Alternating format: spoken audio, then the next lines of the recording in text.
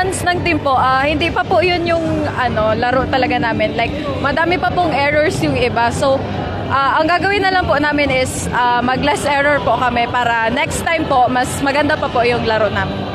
Napansin namin kanina yung mga nagiging preparation or training mo sa mga sa volleyball, lalo na sa palarong pambansa.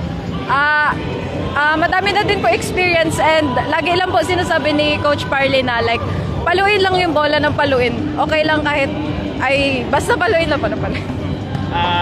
Pag-ilan mo na kung palarong pambansa, Makian? Po? Pag-ilan mo itong magkasali itong palarong pambansa? Pang-apat na po. Simula po elementary. Pang-apat. Lastly, last year, pag-ilan kayo last year kung naalala mo ang Bicol? Ay, hindi po kami nakasali sa Final Four.